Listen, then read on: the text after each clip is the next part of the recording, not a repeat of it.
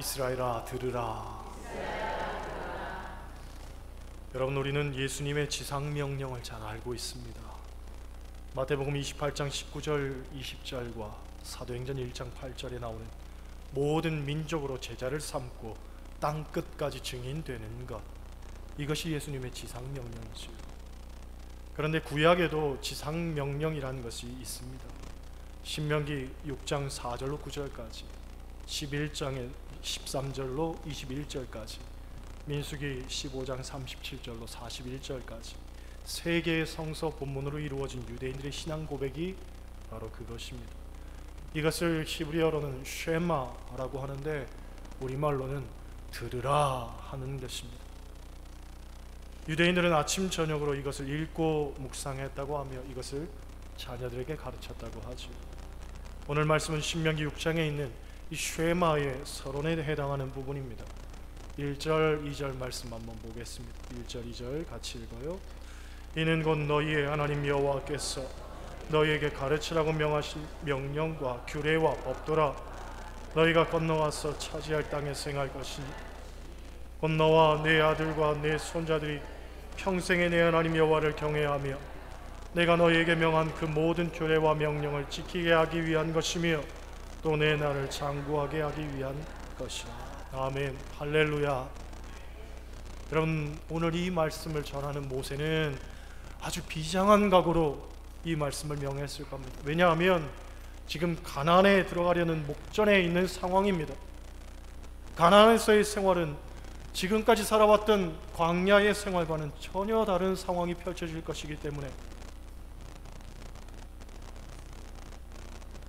모세와 이스라엘 백성들은 정말로 초조하고 또 여러모로 근심 어린 마음으로 함께 서게 됩니다. 광야에서는 이스라엘 백성으로만 구성된 공동체에서 하나님의 말씀을 받고 제사를 드리고 하나님을 섬겼습니다. 먹는 것도 하늘에서 내려오는 만나와 메추라기만 먹고 낮에는 불기둥이, 낮에는 구름기둥이, 밤에는 불기둥이 앞서가면 이스라엘도 가고 서면 이스라엘도 서는 겁니다. 다른 사람도 없고 다른 문화도 없고 다른 생각도 없습니다. 내 생각, 내 주장도 필요 없습니다. 그저 하나님께서 이끄시는 대로 하나님 말씀대로만 살면 되는 것이 광야에서의 삶이었습니다. 그런데 이제 가나안에 들어가게 되면 이방 사람들과 함께 섞여 살아야 합니다. 그곳에는 온갖 우상과 세속 문화가 이스라엘 백성들을 유혹할 것이 뻔합니다. 그런 상황을 마주하게 되면 가치관에 혼란이 올 것도 예상이 되지요.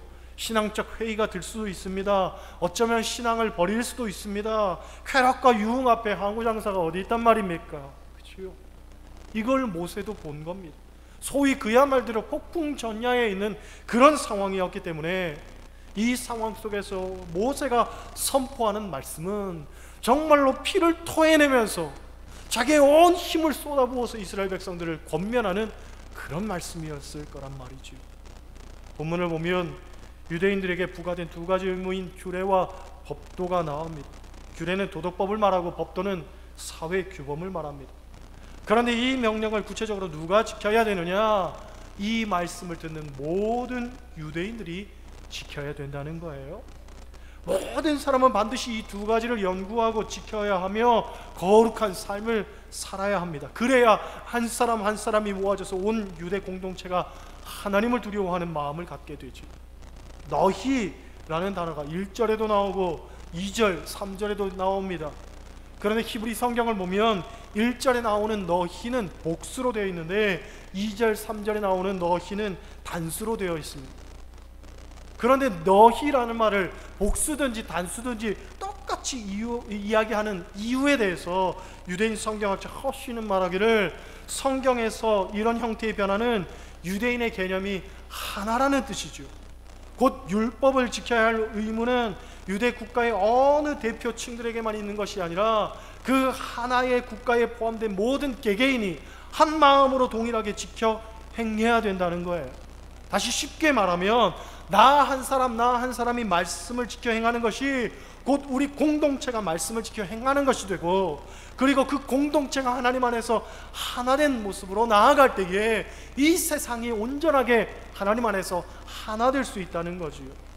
결국 유대인들은 자녀들을 이렇게 교육시키기 때문에 한 개인이 죄를 지어도 온 공동체가 그 죄에 대해서 회개하고 아파한다는 거죠. 그리고 그 죄에 대해서 유대 공동체가 모두 다 공통의 책임의식을 지닌다는 거예요. 그래서 그들은 죄를 회개할 때에도 나의 죄에서 시작해서 우리의 죄로 끝난다는 겁니다. 그들은 유대인 공동체에서 한 사람이 범죄해도 전체가 벌을 받는다고 생각을 했습니다. 이런 예는 이스라엘 민족이 광야 생활 마치고 가나안 정복할 때에 아간 한 사람으로 인해서 아이성 전투에서 패배한 데에서 우리가 찾아볼 수 있습니다. 세라의 아들이었던 아간이 전리품을 훔칩니다. 신할산 외투 한 벌과 금 50세겔, 은 200세겔을 훔칩니다. 한 사람이 범죄했지만 그로 인해서 이스라엘 모든 민족이 패배를 하게 되는 거예요. 한 사람의 범죄가 모든 공동체의 어떤 책임이 되었다는 이야기죠. 그래서 유대인들은 전 세계 어디를 가나 개인보다 공동체를 중요하게 여긴다고 합니다. 개인주의와 이기주의가 만연한 우리 사회에 정말 경종을 울리는 말씀이라고 우리가 생각해 볼 수가 있지요. 본문을 보면 모세는 규례와 법들을 지키는 어떤 교육하는 기간도 설정합니다. 너와 내 아들과 그리고 내 손자, 즉 3대죠. 왜 3대인가? 아브라함과 이삭과 야곱, 즉 3대에만 잘 지켜 행한다면 그 바른 행동은 지속될 수 있다는 거죠. 그 이후에도, 그 후손들에게도. 그러니까 사실상 이 3대만 뜻한다기보다는 자손 대대로 무한정 계속되어야 되는데, 그런데 여기에 시금석이 어디에 있느냐? 이 3대에 있다는 거예요. 3대만 잘 지키면 그 이후의 삶은 형통하게 되고 편만하게 될 수 있다는 거지요. 여러분, 이 말씀 보면서 우리가 깨닫는 것은 유대인들의 하나님에 대한 우선순위는 대를 잇는 말씀의 전수가 먼저고 그 다음이 개인적 신앙이라는 거예요. 곧 개인적 신앙도 중요하지만 자식들에게 그 신앙의 유산을 물려주는 것이 더 중요하다는 거죠. 이것은 굉장히 중요한 의미를 갖습니다. 왜냐하면 기독교 2000년 역사에서 오늘날까지 가장 중요하게 생각하며 강조하는 것이 뭐냐면 성령 충만입니다. 교회들마다 성령 충만을 굉장히 중요하게 강조를 합니다. 그런데 사실상 이 성령 충만은 개인적 신앙생활이란 말이죠. 성령 충만을 강조한 나머지 그저 개인적 신앙생활에만 너무 몰두하는 거예요. 대를 이어서 말씀을 전수하는 것에 실패했다는 거죠. 여러분, 하나님 말씀은 나만 잘 지키는 것으로 끝나는 것이 아니라 자손들에게 물려줘야 할 줄로 믿습니다. 어렸을 때 부흥회 참석하면 강사 목사님 꼭 하시는 얘기가 신앙의 3대를 이야기했습니다. 당신은 3대째 목사인데 그렇기 때문에 편안하게 목회한다는 거죠. 신앙의 1대가 제일 힘들고 2대는 적당히 힘들고 3대부터는 그냥 하나님 축복이 쏟아진다는 거예요. 그러면서 신앙의 이런 유산을 가진 사람과 결혼해야 된다고 이야기하곤 했습니다. 그래서 저도 결혼할 때에 3대째 신앙인이었으면 좋겠다 생각을 했고, 그것이 가장 중요한 어떤 기준이었습니다. 여러분, 우리 주변을 보면 믿음의 유산이 있는 가정이 복을 받습니다.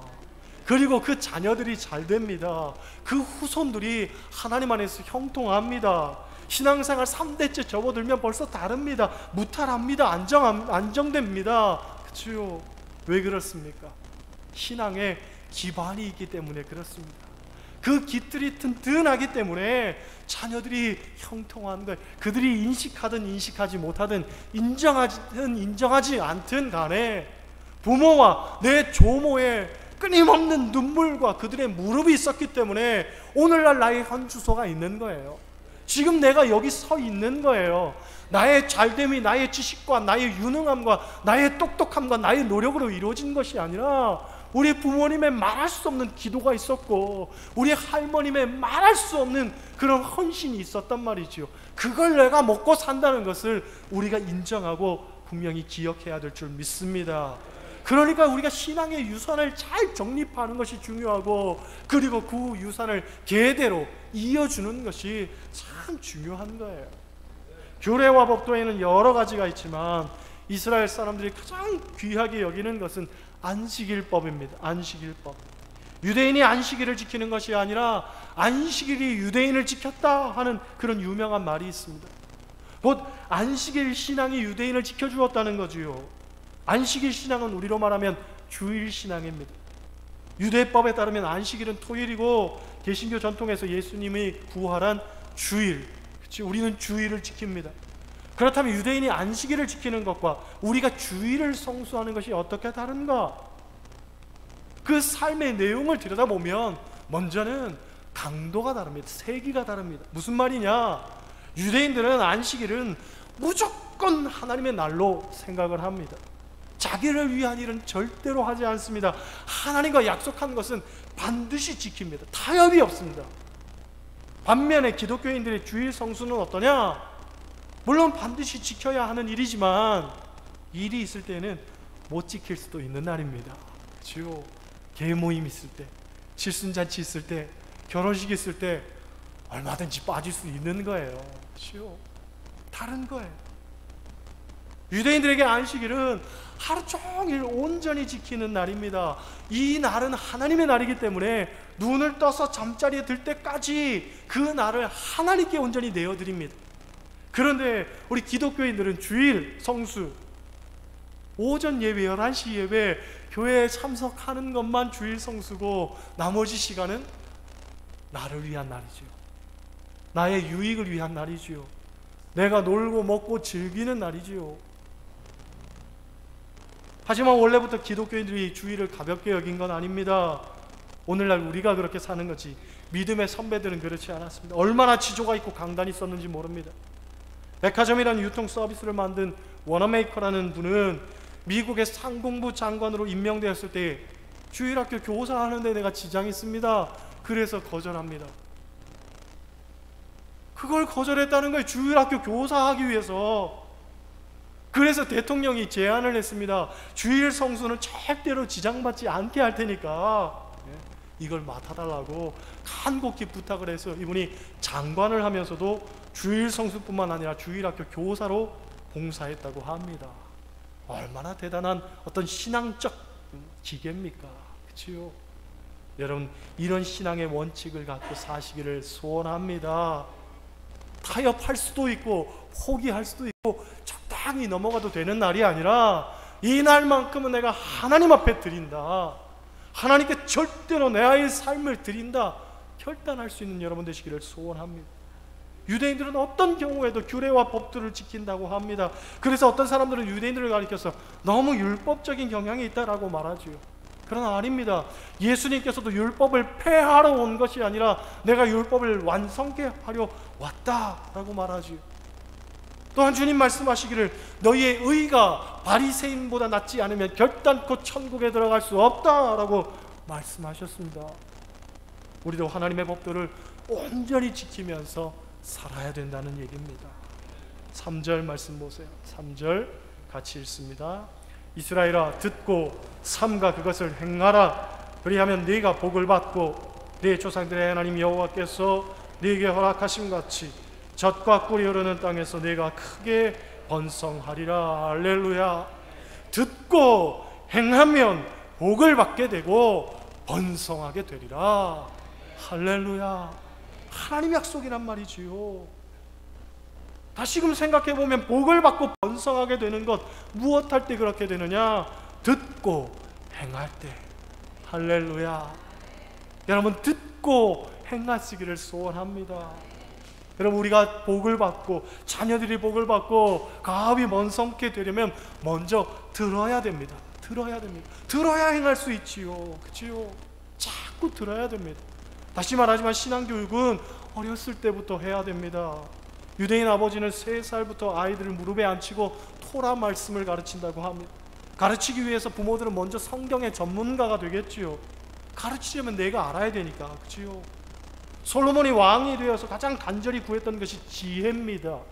지혜가 있어야 백성을 가르칠 수 있다고 생각했기 때문입니다. 그런데 그것을 누구에게서 배웠냐면 아버지 다윗에게서 배웠습니다. 다윗이 지혜가 가장 귀한 것이다 라고 솔로몬을 가르쳤기 때문에 항상 솔로몬 마음속에는 지혜란 것이 자리 잡고 있었습니다. 여러분 3살 버릇 80까지 간다고 하지요. 사람은 3살 때 가르쳐야 배웁니다. 그치요? 아이들을 가르쳐야 그들이 커서도 분명한 가치관을 갖고 삽니다. 노인대학에서 노인들 교육할 때 어려운 것은 노인들은 변하지 않는다는 거예요. 아무리 가르쳐도 노인들은 변하지 않습니다. 가르칠 때에는 고개를 끄덕거리지만 정작 시간이 지난 다음 물어보면 하나도 알지 못합니다. 변하지 않습니다. 달라지지 않습니다. 반면 아이들은 가르칠 때 딴짓합니다. 오늘도 잘 안 듣는 것 같지요. 그런데 예배 끝나고 물어보면 다 합니다. 쟤네는 귀를 열고서 다 듣고 있습니다. 집에서 저하고 제 아내하고 이야기하면 제 아들은 한편에서 휴대폰 하고 있습니다. 이렇게 휴대폰 하고 있으니까 저놈이 얘기를 못 듣겠지 하고 우리끼리 얘기하다 보면 온갖 참견은 다 합니다. 이건 하고 있지만 귀는 열고 있는 거예요. 신기하죠. 그러니까 어렸을 때 가르쳐야 됩니다. 아이들을 가르쳐야 되는 거예요. 여러분, 유산 가운데 가장 귀한 유산은 신앙의 유산인 줄 믿습니다. 아무리 많은 돈과 아무리 많은 재산을 물려준다 할지라도 다 소용없지요. 그렇잖아요. TV에 어떤 연예인이 나와서 하는 얘기가 자기가 아버지에게 100억을 물려받았다고 합니다. 집에 다 그 정도는 있잖아요. 그렇지요? 놀라지도 않는 것 보면. 이 연예인이 집에 100억을 물려받았다는 게 아버지한테. 그런데 100억 통장 잔고가 영원히 되는 데까지 3년밖에 안 걸렸다는 거예요. 3년밖에. 우리가 생각할 때 100억이면 평생을 쓰고도 남는 돈이라고 생각하고 자자손손 우리의 삶을 보장할 만한 돈이라고 생각하겠지만 아니더라는 거예요. 자기가 100억을 물려받았는데 3년이 지나 어느 날 통장을 봤더니 잔고가 영원이더라는 거예요. 아무것도 남지 않았더라는 거예요. 비로소 깨닫게 되는 거죠. 아, 돈이 인생을 보장하는 게 아니구나. 돈이 행복을 주는 게 아니구나. 우리의 인생에 소망하고 지향해야 되는 바가 돈은 아니구나. 비로소 그때 느꼈다는 거예요. 여러분은 자녀들에게 무엇을 물려주려고 하십니까? 또 무엇을 물려줘야만 하겠습니까?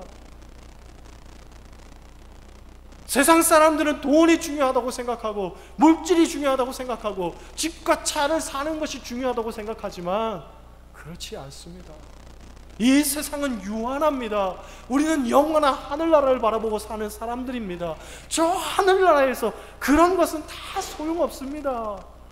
아무런 가치를 담지를 못합니다. 정말 중요한 것이 무엇인가 우리가 다시금 우리의 삶의 기준을 정립해야 될 줄 믿습니다. 중요한 건 신앙의 유산입니다. 신앙은 우리뿐만 아니라 우리 자식뿐만 아니라 자손 만대를 책임지고 또 죽음 이후의 삶까지도 보장해 주는 줄 믿습니다. 그런 가장 귀한 유산을 물려줘야 될 것 아니겠습니까? 그렇지요? 그래서 오늘 모세는 4절, 5절을 통해서 이렇게 이야기를 합니다. 같이 읽겠습니다. 4절, 5절 말씀 읽습니다. 이스라엘아, 들으라. 우리 하나님 여호와는 오직 유일한 하나님이시니 너는 마음을 다하고 뜻을 다하고 힘을 다하여 내 하나님 여호와를 사랑하라. 할렐루야. 마음을 다하고 뜻을 다하고 힘을 다하고 그래서 내 하나님을 사랑하라는 거예요. 요한 웨슬리 목사님은 100% 크리스천이라는 그런 설교 제목을 통해서 100% 우리가 가진 모든 열정을 다 하는 것이 진정한 크리스천이라는 거예요. 1%라도 부족하면 안 된다는 거죠. 우리는 99%에 만족할지 모르겠지만 하나님을 사랑하는 것은 99%가 아니라 100% 모든 것을 다 하면서 하나님을 사랑할 때에 진정한 그리스도인의 삶을 살아낼 수 있다는 것입니다. 할렐루야. 그리고 그것을 6절과 7절, 8절, 19절 같이 읽겠습니다. 오늘 내가 네게 명하는 이 말씀을 너는 마음에 새기고 내 자녀에게 부지런히 가르치며 집에 앉았을 때에든지 길을 갈 때에든지 누워있을 때에든지 일어날 때에든지 이 말씀을 강론할 것이며 너는 또 그것을 내 손목에 매어 기호를 삼으며 내 미간을 붙여 표로 삼고 또 내 집 문설주와 바깥문에 기록할지니라. 할렐루야. 할렐루야. 사람은 가까운 것에 영향을 받게 되어 있습니다. 우리가 말씀을 들을 때에는 말씀대로 살아야지 하고 결단을 하지만 벌써 문을 열고 밖에 나가면 말씀과 멀어진 삶을 살게 되어 있습니다. 그렇기 때문에 오늘 모세는 무엇이라고 이야기합니까? 내 눈에 띄는 것, 내 눈에 보이는 것, 내 운신의 폭 가운데 있는 것, 그 모든 것에는 다 말씀을 새겨놓고 말씀을 붙여놓고 말씀을 달아놓으라는 거예요. 잠시라도 한눈 팔지 않도록, 잠시라도 세상에 내 마음 뺏기지 않도록, 내가 보는 모든 것, 내가 듣는 모든 것, 내가 살아가는 모든 곳에 하나님의 말씀을 기록해놓고 말씀을 달아놓으라는 거예요.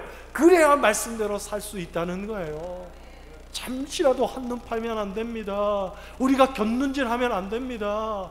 그렇지요? 세상 가운데 우리의 마음을 뺏겨서는 안 됩니다. 하나님께 몰두하고 하나님 말씀에만 집중해야 됩니다. 그래야 온전한 삶을 살 수 있습니다. 할렐루야. 여지를 남겨두면 안 됩니다.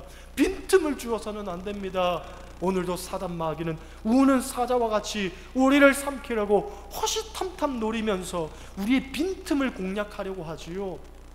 그 빈틈까지도 메워두어야 됩니다. 전혀 여지를 두면 안 됩니다. 우리가 보는 것, 듣는 것, 살아가는 모든 것에 오직 하나님 말씀을 두고 그 말씀대로 지키고 그 말씀대로 행하며 그리고 그 말씀을 자녀들에게 가르치고 말씀의 유산을 물려주며 살아가는 여러분 되시기를 주님의 이름으로 간절히 부탁을 드립니다. 기도하시겠어요? 하나님, 우리가 정말로 중요하다고 생각하는 가치관은 무엇입니까? 그 가치들을 우리가 마음속에 담아두고 살아가야 될 것은 무엇입니까? 하나님, 하나님의 말씀이 우리의 삶을 보장하고 우리의 자녀들을 보장하고 그 후손까지도 보장한다고 분명히 우리에게 약속하셨습니다. 우리가 계대시켜야 될 것들, 물려주어야 될 것들, 우리의 신앙적 유산으로 가장 귀하게 여겨야 될 것들, 하나님 말씀인 줄 믿습니다. 그 말씀을 듣고 지키며 그 말씀을 아름답게 물려줄 줄 아는 귀한 신앙인들 다 되게 하여 주옵소서. 예수님 이름으로 간절히 기도드렸습니다. 아멘. 찬송가 563장입니다. 563장.